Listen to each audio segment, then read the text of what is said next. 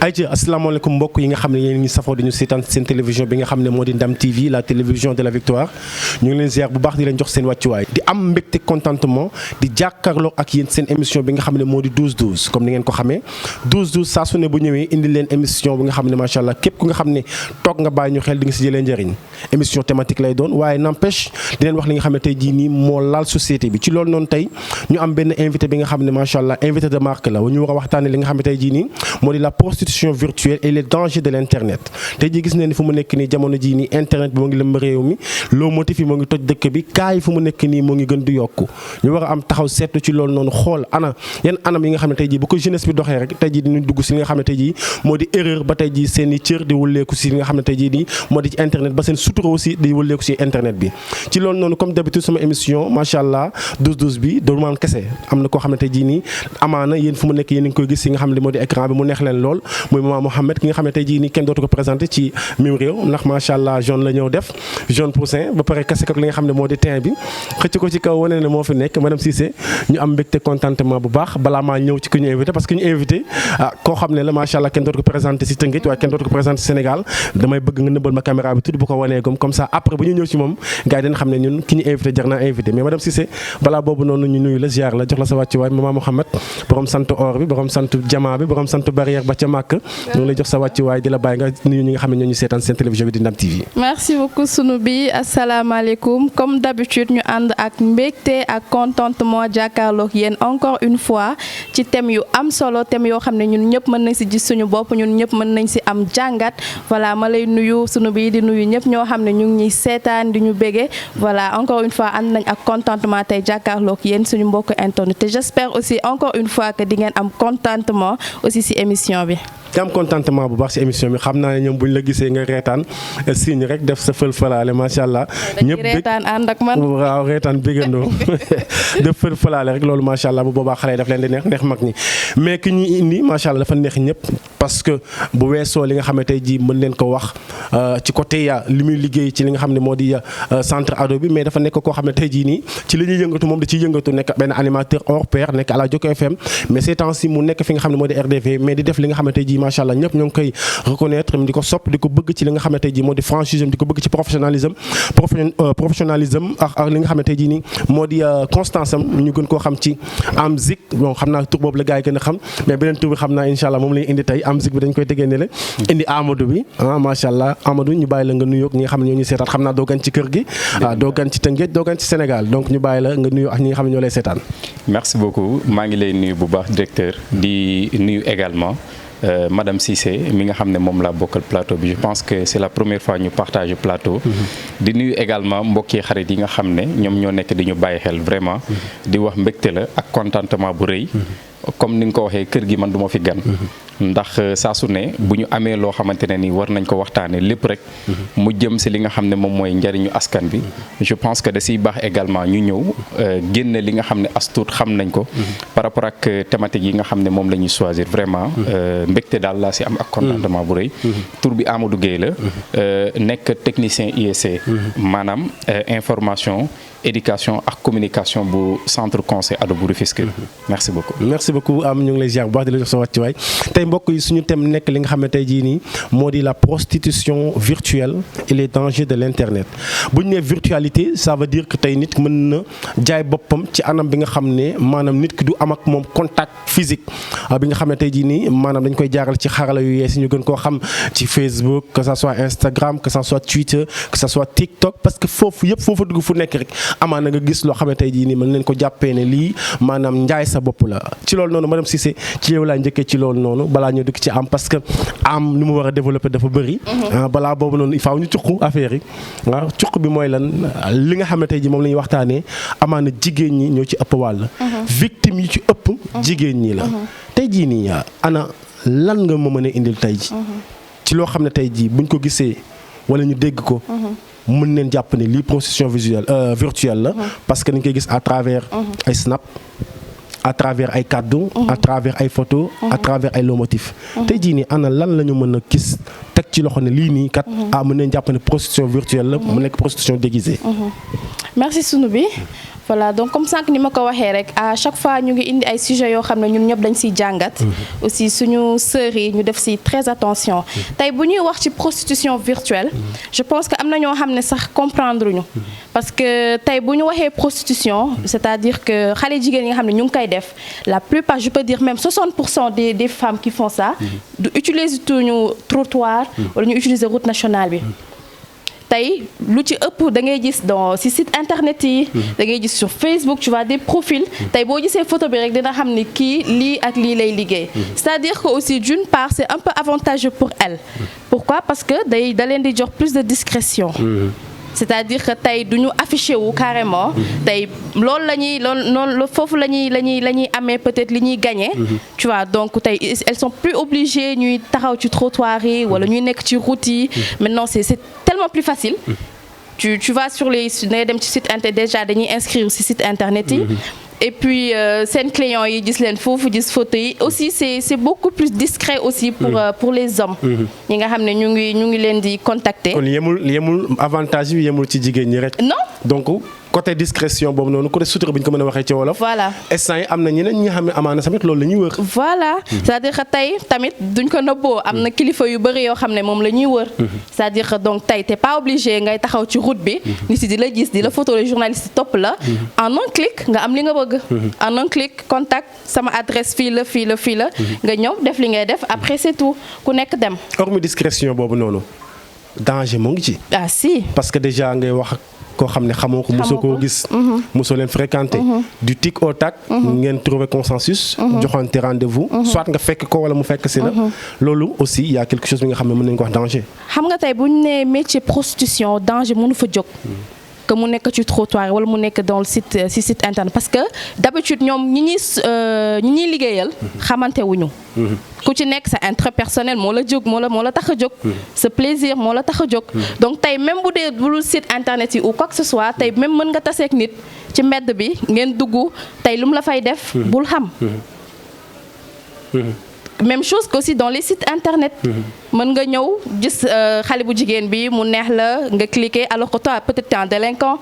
peut-être que tey lii taxul a jug te tey aussi même bu fekkante ni ok dañ leen di dénigrer mais ce sont des femmes tey même bu fekkee dañuy fay xaalis da nga leen di fay pour nga sekk ak ñoom à un moment donné ñoom am na foo xam ne bëgguñu fa yegg ak yow si tu dépasses boo dépassé foofu tooñ nga leen malgré que da nga leen di fay ku nekk ak sa métier aussi beneen danger bi ma fi bëgg a dugg mooy que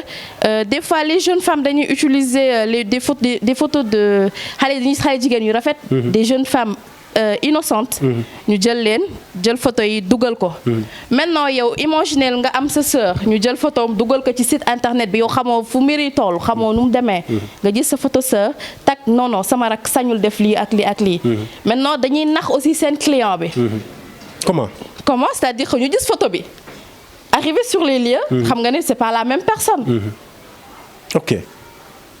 donc c'est un danger pour les deux déjà ñoom dañuy mbëboo ci benn photo voilà xale boo xam ne macha allah dafa mel ni mu war a mel taaru yow nga jàpp ne kii déjà moom laay waxal or keneen ki nga fay fekk alors mën nga sa wax ak góor déjà loolu danger la mais aussi am na beneen aspect déjà bu ñu duggagul ci fond bi mais mooy jaay bi nga xam ne commencé na ci vidéo yi gars yi di def statut yi parce que c'est rare nga gis jigéen bu solo ba rafet bu feccul en tant que wëndeewul wala ginnaaw gi rek daa mel ni deful dara aussi yenn saa sama am des danses yi nga xam ne ay danses yu doy waar la yoo xam ne nii c'est obscène tey jii nga gis ko nit di ko fecc teg ay fer ndëngal digg commencé wax ay wax yoo xam ne tey jii nii dafa doy waar est-ce que tamit loolu déjà xale yi commencé di ko adopté parce que c'est la fois passée gis neen kenn koo xam ne jël doomam exposé ko ci internet bi takkal ko ay ndiggam mu feeñal ko poñ mu commencé déjà xale yi di dund loolu noonu ba mag di ko dund loo xale est-ce que loolu aussi jaruñu si bàyyi xel que tey sunu bi suma jigéen bu la góor ñemee rek yow yaa ko def ñoom dañ jàpp ni peut-être c'est-à-dire aussi dañuy nax seen bopp à un moment donné wala peut-être dañuy bëgg a leurrer nit yi mais tey boo solee sa mini bu gàtt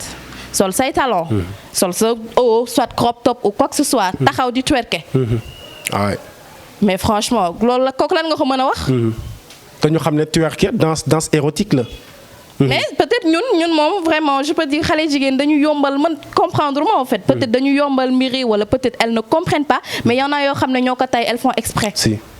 mais ñi leen di toppandoo dafa dem ba si biir benn instant ñoo xam ne bu demee ba xale bu ndaw yaayam di ko takkal ndigg li di ko feeñaloo poojam pour koo xam ne mag amagul sax benn âge bu xam ne mën na def benn affaire c'est comme si que benn instant affaire moo ngi dem ba ci xale yi. déjà xale bi boo gisee ni muy fecc inventé wu ko dañ ko jàngal. li mu solalu ko boppam dañ ko solal. effectivement fer yi dañ ko solal. musique bi dañ ko tegal te dañ ko filmer. je dirais pas que ce sont des gens inconscients non ils sont conscients. kon c'est-à-dire que ñoom li ñuy def am na lu ñu ci jublu. ah mais effectivement yow xale boobu boo gisee vidéo et puis elle était mignonne macha allah. mais tey pédophile yi fi nekk. bu ñu gisee xale boobu. mais dañ koy wër. bien sûr. maintenant nga lor xale bi pour quelle raison. et puis tu nga bëgg jël xale bu ndaw boobu comment c'est que dunduloo genre façon yu demee noonu. maintenant xale bi bu màggee. mais loolu lay def ci xelam. elle va se dire que ça c'est très très normal. si je le refais kenn du ma ko tere. xale bu xëyaatee suba sol slip kase. ak Madonna am taxaw di fecc kan moo ko sañ a tere. kenn mënu ko tere. parce que ñoo ko jàngal ñoo ko defal ñoo ko teg ci xelam. maintenant si elle grandit comme ça. si elle grandit dans ce milieu là. noonu lay continuer. même bu fekkee bëggu ko mais noonu lañ ko yaree aussi qu'on se dise la vérité. effectivement. C'était anormal bu ñu jugee ci li nga xam ne moo di les faits ñu jëm ci li nga xam ne moo di les dangers nag kenn ku nu koo xam ku dul ki nga xam ne tey jii moo ngi ci centre ado yi mais aussi di jàppale xale yi mais aussi di leen orienter ci loolu noonu xam naa ne sax danger yi am ci li ñuy ñëw ak yow bu ñu jugee ci faits yi balaa boobu déjà xam naa ne am loo xam ci par rapport ak prostitution virtuelle bi ni muy demee bu ñu jugee ci loolu tey nga wax ñu danger yi nga xam ne xale yi ñoo ngi koy encourir parce que déjà madame Cissé mu ngi ci noonu bëgg a dugg mais xaw naa fa génn tuuti parce que hormis danger yi nga xam ne mooy nit ki nga war a dajal nit ki nga war a gis am na yeneen danger yoo xam ne xamaan nañ si tey jii nii si prostitution virtuelle tey lan nga ci gis ne au niveau du Sénégal nga xam ne jéggi na dayoo te gars yi ñu koy commencé di ko dund mu commencé di jëm kanam. bon gis-gis bi ma si njëkk a def rek d'abord damay rafetlu vraiment kaddu yi nga xam ne madame Cissé andi na ko par rapport ak fee yi mu nekk loo xamante ne ni je pense que amul lenn loo xam ne war nañ ko si mën a dindi propos yi nga xam ne moom la yëkkati. mais pour wax rek ne nekk na loo xam ne lu jéggi dayoo la. parce que bu ñu demee ba nga xamante ne ni tey amatuñu intimité par rapport ak suñu biir kër yi. ñi nga xam ne dañu nekk ci biir néegu sëy amatuñu intimité ñi nga xam ne maanaam dañu toll ci njànku ak ñii di grand wu également maanaam lépp lu ñuy def rek bu ñu demee ba nga xam ne dañu koy fësal ba nga xam ne pudeur amatul ci ñi nga xam ne ñoom ñoo di ndaw ñi te amaana am na ñoo xam ne peut-être dañuy am yaakaar boo xam ne dañu koy am ci ñoom ndax wax nga ko sànq am na yoo xam ne day fuité te bu xësee ba fuité rek da ngay gis ne am na koo xam ne am na fu mu la tegoon déjà mu amoon benn peut-être benn yëg-yëg bu mu amoon ci yow wala am foo xam ne tegoon na la fa da ngay gis ne kooku dafa am benn choc bu muy am ba nga xam ne nii tey nawloo boobu mu la nawloo woon day mujjee wàcc ndax gis nañ fi ay personnalités yu mag yoo xam ne seeni vidéo bi mu fuité mais dafa nekk loo xam ne après dafa jur lu rëy fi nga xam ne moom mooy réew mi alors par rapport ak danger yi nga xam ne wax nga ko pour sa question bi danger yi bëri na déjà nit ki nga xam ne dafa nekk derrière l'écran nga nekk di waxtaan ak moom di échanger ak moom ñëpp xam nañ ne internet amul sécurité yow yaa ngi exposé sa bopp déjà parce que boo demee ba mën a jël koo xam ne xamoo ko ci Adama xamoo ko ci Awa ngeen di dugg ci ay débat yoo xam ne c'est un peu sensible wala sax peut-être je peux me permettre de dire que ne c'est sensible parce que lu jëm ci li nga xam ne qu'on ose le dire wàllum sexualité nga di ko waxtaanee koo xam ne inconnu la rawatina téléphone mu nekk loo xam ne même bu ñu ko jëloon formaté ko sax y a des experts yoo xam ne mën nañu génnewaat bépp discussion boo xam ne am na ci moo tax il est bon à ce que ñi koy def ñu xamal leen li ni mel que ne li nga xam ne moom moo di internet nekkul loo xam ne dañ ko war a jël di fa def naka sudut noonu parce que ñoom dañu jàpp seen bopp que ne man bu ma jëlee benn débat tenir ko ak nit wala bu ma jëlee benn vidéo posté ko am nu ma ko defee ak nit am naa possibilité bu ma ko bëggee génn ma génne ko nu mu ma neexee te dara du ma ci fekk alors que c'est pas ça il faut que ñu xam ne lu xës ba dugg ci téléphone maanaam loolu abadan la mënatul génn effectivement y a des experts en informatique ñooñu mën nañ la expliquer peut-être un peu par rapport ak seen domaine naka ak naka la ñuy jaaree ba récupérer lépp loo xam ne mas nga ko def sa téléphone bi. hormis li nga xam ne moom mooy danger par rapport ak côté technique boobu ma waxee. damay ñëw si côté bi nga xamante ne ni peut-être day xaw a scientifique. parce que tey nit ki nga échanger ba andi ko. pour nga satisfaire ses désirs. kooku xamoo lan la làmbool si biir. parce que ay multi partenaires la ñuy am. tey mën na seex ma Samba suba mu seex ma Demba. alors il y a ce qu'on appelle des IST muy infection sexuellement transmissible. te ku nekk xam na ne loolu fi nga koy amee moom mooy multipartenariat bi nga xam ne moom ngay am ak ñi nga xam ne ñoom nga nekk di seexal. parce que pour la plupart des gens même bu fekkee sax que ne y a une protection. parce que am na ñoo xam ne peut-être dañuy jël seen ay précautions. di protéger wu. mais même protéger boobu ngay protéger wu di jëfandikoo nit koo xam ne lew la. li si gën a bon moom mooy. yow bul xam kooku tey lan la mën a bàyyil parce que bu fekkee dañu génn si côté scientifique yi. il faut que ñu xam ne. dañu am ay valeurs religieuses. traditionnelles ak culturelles balaa nga continuer foofu. tey ji protection bi xale yi jigéen ñi def mooy c'est-à-dire ki nga xam ne dafa jàpp ne def na planning jàpp ne protéger na boppam di sëy ak góor sans pour autant protéger boppam hormis affaire enceinte wala dara am na yeneen feebar yi fa ne dama bëgg nga dugg foofu tëj ko. comme ça gars yi mën na dégg bu baax fi nga wax. effectivement c'est important ñu leeral li ni mel. parce que loolu dafa mel ni tendance la léegi si xale yu jigéen ñi. te man bi ñu demee ba def benn diagnostic def ay enquêtes. dañu gis ne. xale yi léegi ñi nga xam ne dañuy planning te amuñu jëkkër ñoo ëpp sax ñi am borom kër. donc moo lay wan ne xale yi. dañ ko jël def ko benn mbir boo xam ne jàpp nañ ne amul benn danger. carrément mais d'accord planning nga. yaa ngi seq ak koo xam ne sa partenaire la. comme ni mu la neexee. doo si jëlee ëmb. mais na nga xam ne. lim lay bàyyil. moo gën a bon foofu junni yoon ëmb boobee nga xam ne moom nga doon daw. ndaxte tey xam nga ñëw naa déjà ci IST yi nga xam ne moom laa kii mais y a des bactéries yoo xamante ne muy hépatite B yi nga xam ne aussi day nekk ci yow. beneen bi également ñu ñëwaat ci li nga xam ne moom mooy doomu jàngoro bi nga xam ne moom la ñuy wax sida. te pour ma wax ko konte ñu ngi tëngéej te tëngéej la ñuy waxee. dernier chiffre yi nga xam ne moo génn. dañu gis ne ndaw ñi nga xam ne seen âge dafa toll diggante 15 ba 25 ans. département bu Tëngéej maanaam taux sida bi daf fi yokk ba nga xamante ne ni maanaam dafa rëy parce que ñun dañu am ay stratégie avancée. te jàppoon nañ ne sida amatul.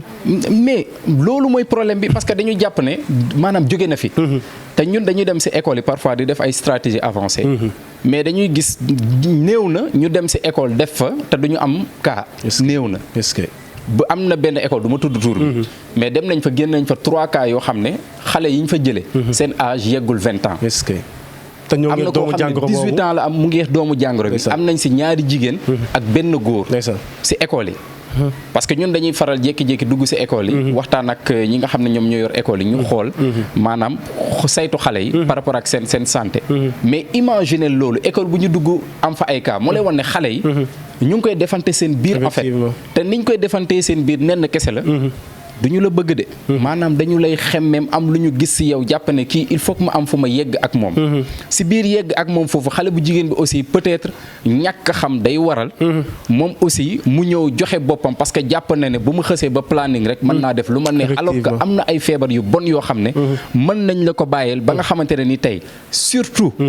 cancer du col de l'utérus. lan moo koy joxe moo ngi toj dëkk bi. te xale yi am 15 ans ñoo koy am fi mu ne nii. te bu njëkk dañ daan gis ne mag ñi. ñoo daan am li ni mel mais imaginez bu ñu demee ba nga gis xale bu ndaw di am cancer du col de l'utérus. sa kanam peut-être bu fekkoon image yu may nañu ko pour ñu wane ko. mu yàqu boo xam ne tey boo ko gisee. wàccu moo lay gënal sax nga xool kanamu ko jigéen ki.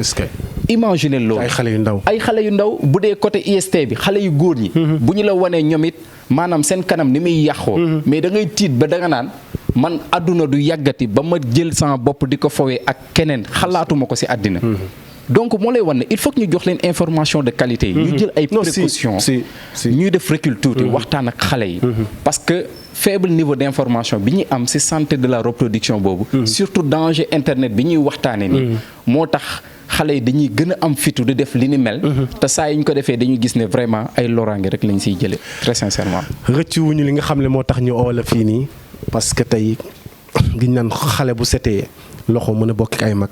te set nga loxo set nga xalaat déjà expérience bi nga am amaana ñu bëri sax amuñu ko parce que déjà tu es dans le milieu ngeen di def ay liggéey yu am solo ñoom ñi macha allah def liggéey yu am solo yoo xam ne tey jii nii amaana tey bu ñu ko defal lool xale yu bëri dinañ nekk ci école lorante seen biir wàllante seen biir ba tey jii nii ñoom ñëpp wàcc liggéey parce que xam nañ ne feebar yooyu noonu day rey donc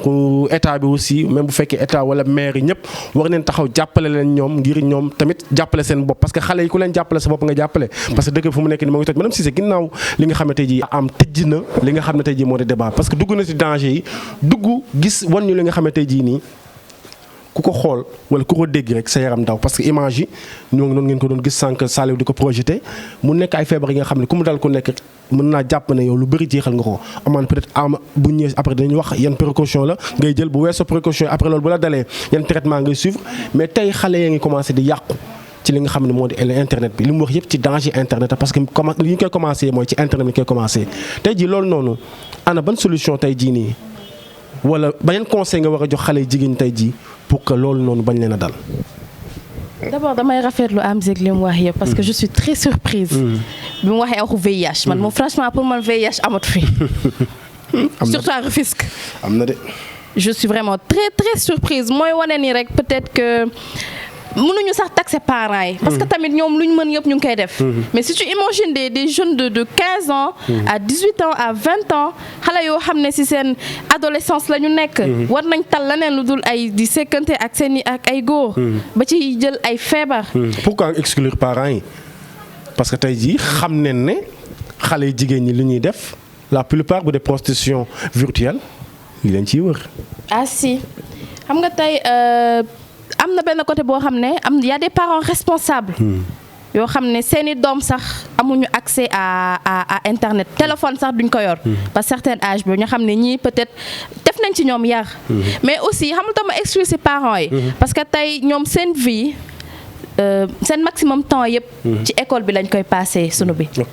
ci mbedd bi ak seeni xarit ñoom lu ñu mën ñu ngi koy def des fois aussi dañuy jéem a di neexal seeni doom wala peut-être bu ñu amee benn note bi ñu leen di offrir des cadeaux ba loraale leen jox leen un téléphone accès wifi 24 heures sur 24 sans surveillance argent de poche bu connect pass bi jeexee ñu dem jëndiwaat pass et puis aussi pour les emplois du temps parce que ñun ñëpp ay ndaw lañ changé nañ emploi du temps multi fois mais peut-être dañu yamul bu yamul peut-être aussi esprit yi dafa changé mais tey da ngay gis xale yi changé seen emploi de temps war a wàcc 10 heures yóbbu ko bi 19 heures temps boobu yëpp fan la ñuy nekk y a des parents qui n'ont pas le temps de contrôler certaines choses parce que ñoom aussi ñu ngi dem di liggéeyi hormis temps yooyu noonu temps bi hormis temps bi ñuy ñàkk pour contrôler seen doom mais fam parents yi nga xam ne seen doom bu leen indilee xaalis indil leen shawarma indil leen pizza indil leen jus demal leen si benn pâtisserie defal leen ba mu baax indil leen da ngay jël encaisse coop laajoo ko fan nga jëlee xaalis bi lu yomb loolu est-ce que tamit taxul xale yi nañu ay cawaay loolu leen di may fit parce que ils vont se dire que sama yaay na mën naa ñëw rek di ko jox ñemew ma wax foo ko jëlee ñemew ma wax yow lu la dal ñemew ma wax da nga def lii wala da nga def la ñemew ma contrôler tey aussi bu ñu mayee accessibilité boobu noonu xale yi bu ñu ñëwee jox la shawarma ñëw jox la 10 000 ma fille de 15 16 17 18 ans du ma jox 10 000 francs ma koy xool ci ay bët. rawatina muy jàng. fan lay jëlee xaalis bi mais même bu fekkee dafa am petit ami je vais pas accepter ça. que mu koy jox xaalis bi mu koy jox après. ak ban moment la ko jëli. ban moment la ko jox xaalis ak fan la ko jëlee lan moo tax ñu jox ko. surtout ça c'est l'irresponsabilité des parents ak bëgg lu yomb parce que xaalis jarul tax ba ngay jaay sa doom mais y a aussi des parents yoo xam ne loolu moo leen ci neex ñaxu mbootaay mais aussi c'est parce que ñoom foofu lañ jaar ñaxu mbootaay mooy ñaxu mbootaay mais c'est-à-dire que aussi sunu bi parents yooyu foofu la ñu jaar parce que boo xoolee xool histoire bi xool ni mu de wala ci koñ bi sax quand on dit xoolal xale bu jigéen bi ni mu mel xool ko li muy sol kii fan la jóge à 22 heures à 23 heures 0 heure yaayam de nii la meloon nii la mën a mel c'est-à-dire que sénégalais aussi du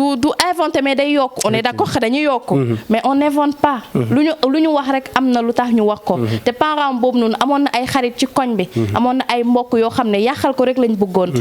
tey ji moo tax ñu war a xoolaat jaar-jaar yi daal ñun ñi yaay yi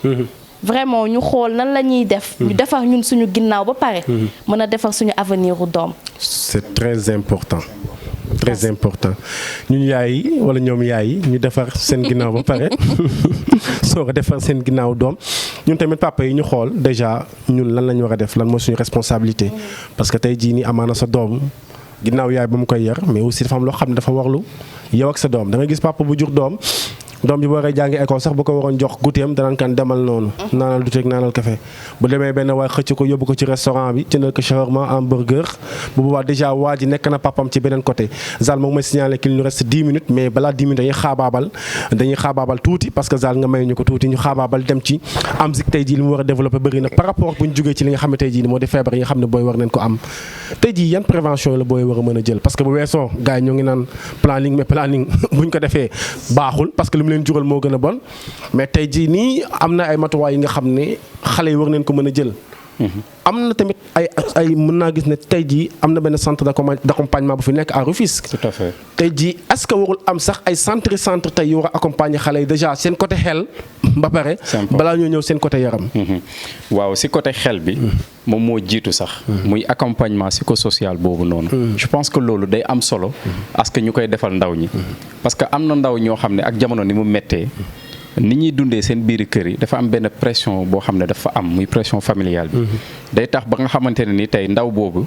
bu demee école déjà du mën a épanouir. du mën a concentrer wu pour nekk si li nga xam ne moom mooy jàng bi. ndaw boobu également pour ñu këf ko day yomb. parce que day nekk dans le besoin. et du coup ñi nga xam ne ay tontoo saay-saay lañ. dañuy am ay bët yoo xamante ne ni dafa xóot. am ay nopp yoo xam ne également. effectivement mën nañu observer xale bi xam ne kii nii dafa nekk carrément dans le besoin. effectivement te bu ñuy ñëw dañuy afficher indo jouer cowboy c'est-à-dire dañuy ñëw sol mbubu boo xamante ni comme si que nit ku baax lañ. am preuve de patience nag. xaritoo la ñuy njëkki ak yow. c'est des stratégies pour jéem a xëcc xale bi. maintenant bu ñu defee loolu ba gagner confiance su xale bi. parce que nit bu ñu fàtte ne bu nekkee ci njàqare. lii xelam dal rek lay def. effectivement maintenant foofu nga xam ne fa la ñuy jaare xale bi te am patience nag. xale bi dem ba miin leen bu ko xale bi miinee mu commencé nag di ko dugal ci ay mbir ndànk bu demee ba nga xam ne xale bi accro na ci loolu nag. bu boobaa nag day xam ne kii dootul mën a dellooti gannaaw. mu dugal ko ci yoo xam na ne zone de confort bi ma ko dugal nii. bés bu bañee ba génn si day delluwaat si li nga xam ne moo gënoon a metti léegi nag da ngay gis ne xale bi foofu day commencer di am ay changement yooyu muy am nag parents yi bu ñu si bàyyiwul xel day dem ba dugg si naka su dul noonu parce que da ngay gis ne à un moment donné xale bi day commencer di dund lu mu ko neexee xam nga di tëdd heure bu ko neexee di génn heure bu ko neexee parce que tout simplement derrière am na ku nekk si gannaaw koo xam ne mu ngi ku nekk di ko coacher si yoo xamante ne ni waru si dugg maintenant il est important à ce que ñuy bàyyi xel bu baax a baax xale yi di am si ñoom seetlu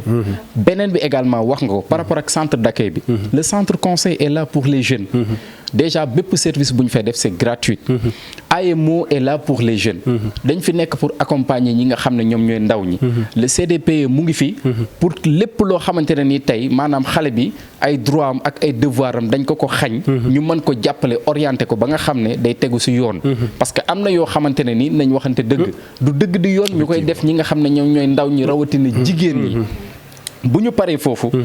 damay ñëw par rapport ak beneen précaution bi ñu war a jël muy ndaw gis nga boo tolloo ci jàng wala nga toll ci liggéey lii war a nekk sa xel moom mooy fexe ba atteindre say objectif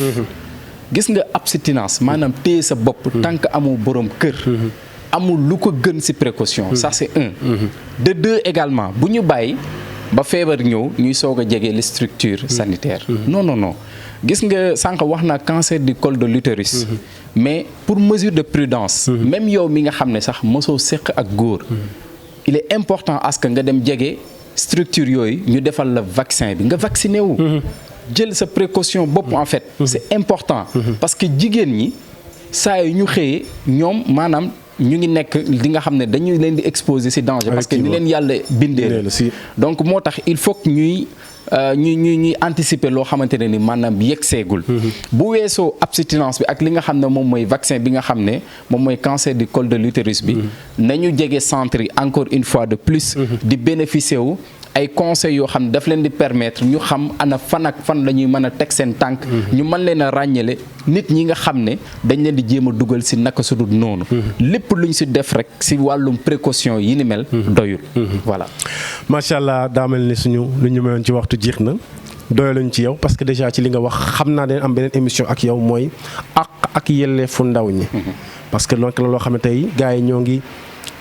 piétiner li nga xam ne tey jii moo di ak yelleefu xale yi ci côté excision ci côté leneen ak leneen ci côté exposition bu ñu exposé xale yi moom dañ jàpp ne sax xale ñun jàpp ne Sénégal xale bu nekk tuuti amul ak amul yelleef amul droit amul leneen ak leneen donc xam naa après incha allah dinañ ñëw ci loolu noonu balaa boobu noonu ñu bàyyi la nga def tàggatoo bu dul tàggatoo ndax li nga fi développé yi yëpp macha allah amoon nit toog na 3 heures de temps ci émission développé wul lu ni mel donc par rapport ak sa expertise bi nga am sa expérience bi nga am aussi ci yiwén bi nga am aussi di yow partage li nga xam ne tey moo di expérience bi donc loolu lañ si ndokkal bu baax di la wax ne suñu respect renouvelé nañ ko ci yow musul dañ mais di ko renouveler saa su nekk parce que chaque instant dañuy impressionné par rapport ak tey sa façon de vivre parce que xale nga mais n'empêche yaa ngi dugg ci li nga xam ne tey jii ni amaana ay kilifa sax waroon nañ ñëw jàpp ci mais lu si mënti am rek constance bi ñu gis ci yow moo tax benn instant ñu ñemee la ba invité la ak xel mu sell mi ñu bàyyi la nga def tàggatoo bu du tàggatoo. merci beaucoup vraiment le plaisir est partagé di leen sant di leen gërëm bu baax parce que tamit comme li ñuy wax saa su ne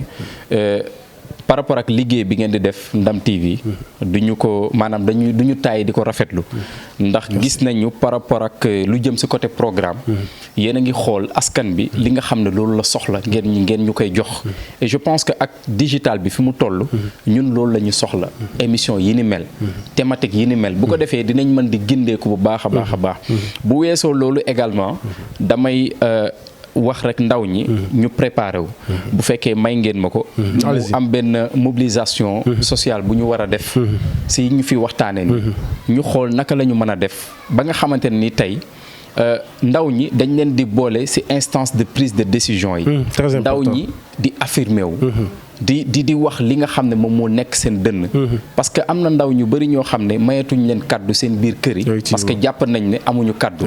léegi nag ñun li ñu bëgg mooy pas pour jaxase leen ak seen famille mais pour accompagner leen ba nga xam ne tey dina leen permettre à ce que lépp lu ñu leen def ci biti wala lépp lu ñu dund ci biti loo xam ne jaaduwul ñu mën a ñëw d'abord toog ak seen parents yi waxtaan ak ñoom ne leen tey man kat lii laa rencontré wu parents yi aussi am benn taxawaay buñ ci am boo xam ne dinañ ko ci def moo tax ñu sóoraale au-delà de marche de sensibilisation bi ñu am benn formation de renforcement de capacité boo xam ne dañu koy defal ndaw ñi ak parents yi ñu xam date yi kañ la kañ date bi jàppaguñ ko te insha allahu rabbi vous serez nos premiers partenaires yoo xam ne parce que gis nañ ne saa su ne yéen a ñuy may ay temps d'antenne yoo xam ne dañuy ñëw lii buñ ko bëggoon a fay tey day bëri lool donc insha allahu rabbi bu ñu jàppee date dinañ fi ñëw comme niñ fi ñëwee nii tey toog waxtaane ko ngeen accompagner ñu pour que ñu mën a am une bonne couverture médiatique sant nañ leen gërëm leen bu baax merci beaucoup ñoo lay gën a sant macha allah doon am mbégte contentement bu baax a baax doon ko invité fi nga xam ne tey jii moo di ci Ndam TV comme ni mu ko waxee ñun Ndam TV lii la parce que déjà dañ ne ñun dañuy marquer la différence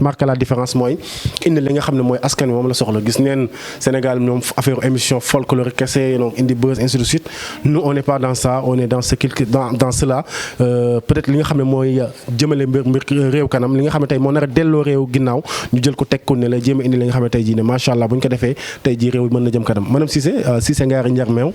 macha allah koor Samba koor maman Mouhamed ñu bàyyi la déjà li nga fi développé am na solo trop chaque jour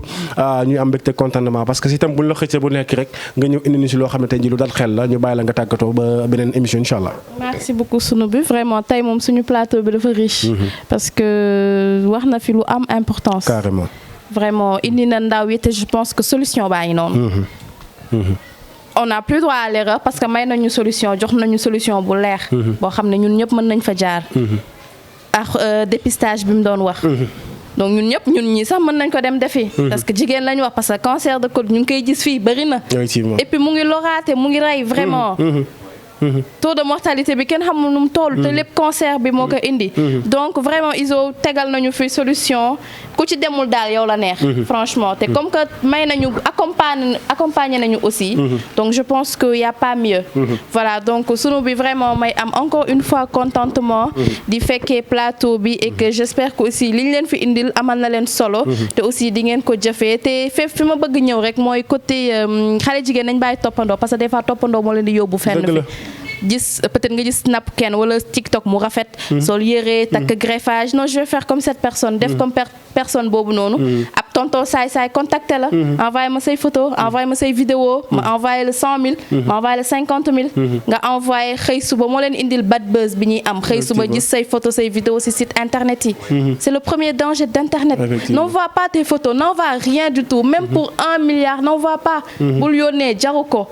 ku ci nekk na sàmb li nga xam ne mooy lu précieux ci yow denc ko pour sa borom kër nit ki ak loo ko bëgg-bëgg bul ko def donc évitons nañu def attention ci réseaux sociaux yi nañu def attention sur internet parce que c'est un danger les parents aussi nañu bàyyi xel ci xale yi seen téléphones yi seen tablettes yi et seen ordinateurs yi vraiment lu ñu mën a wàññi connexion lu nañ ko wàññi et puis ñu yokk surveillance voilà merci beaucoup sunu bi merci beaucoup Izo vraiment may am contentement di leen remercier aussi suñu mbokk internet yi yoo xam ne à chaque fois ñu ñuy gunge taayi wuñu te à chaque fois ñu ngi gis retour yi voilà donc merci beaucoup et à la prochaine inchallah merci beaucoup à la prochaine inchallah li nga wax am solo bu baax a baax parce que déjà gis nañ ñu bëri fu mu nekk nii nekk en danger mais ñu bëri ñi nga xam ne fu mu nekk nii nekk leen victime ci loolu noonu maanaam jël ab photo wala vidéo envoyé ak ab nit mu jox la xaalis wa sax am na ñu nga xam ne sax dañ koy envoyé ñi nga xamante ji mooy seen i jëkkër ñaan sama jëkkër nekk fi nii laay sëyee ëllëg yee ñaar ngeen am problème mu jël wane affaire yi ci biti nga taxaw nan nii sama jëkkër gaa ne la non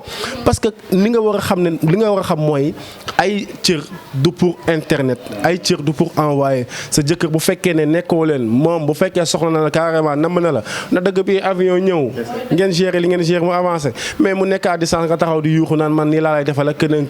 ñu jël nag sa photo ak sa vidéo wili pande ko mu dem foo xam ne tey jii nii ñëpp a ciy jot loolu amaana amul fenn foo nga xam ne nit war na ko fa mën a teg nit ku nekk say cër yi nga am mooy sa sutura donc boo ko wulalee sa bopp photo ko rek ba jël ko ba envoyé ko bu boobaa tamit bu ne fàng ci biti tamit xamal ni yi sa yosa te bul nekk di wax kenn moo ma ko teg amoon contentement bu baax doon jàkkaarloog am zik parce que tey jii macha allah li mu fi wax am na solo trop ndaw la mais ndaw boo xam ne amaana lu muy dund wala lu mu xam wala lu muy jëriñ askan wi amaana sax am na ay mag ay kilifa yi nga xam ne ñoo ngi leen koy tuddee jëriñu ko askan wi moom aussi dañuy am mbégte contentement bu baax a baax doon ko dalal fii madame Mama Mouhamed tamit gis ngeen ko ndaw la mais macha allah ndaw boo xam ne ku ko xool mu wax nga déglu ko bu baax a baax xam ne xoo xam ne la dañ ko njar koo xam ne dañ ko jàngal dañ ko xamal àdduna donc xam naa ne ku nekk rek boo ko gisee noonu si loolu nga wax tax nga koy naw man mi nekk ku xeebu ki donc doon nañ présenté li nga xam ne tey jii moo di seen émission 12-12 doon am mbégte contentement ki nga xam ne tey jii nii maanaam macha allah chaque instant mooy nekk ci liggéey bi mooy nekk monteur mooy nekk cadreur mooy nekk réalisateur muy Saliou Ndiaye di ko remercier bu baax a baax di ñaanal Karima macha allah yàlla na te nekk jàmm ak salaam maa ne aussi di ko remercier bu baax a baax di remercier l'homme Khoury Dada As le grand monteur aussi di ko remercier bu baax remercier ki nga xam ne mooy Fatima Agel moom mooy secrétaire bi fii nii moom mooy bale fii mooy fabeere fii mais n'empêche nañ ko remercier rek te jàll naa na ko yàlla fu mu nekk nii comme mooy comptable Agel mais bu weesoo comptable Agel dafa ñëw fii ñun ñu koy baleloo di ko fabeereloo donc moo tax ñu bàyyi ko fii nii mu nekk fii di ko remercier di leen remercier yi nga xam ne ñu ñëw seetaan seen télévision bi nga xam ne moo di Ndam TV seen émission bi nga xam ne moo di 12-12 on vous donne rendez-vous prochainement seen beneen émission 12-12 d'ici là portez-vous bien yàlla na jàmm yàgg Sénégal jëm kanam incha allah merci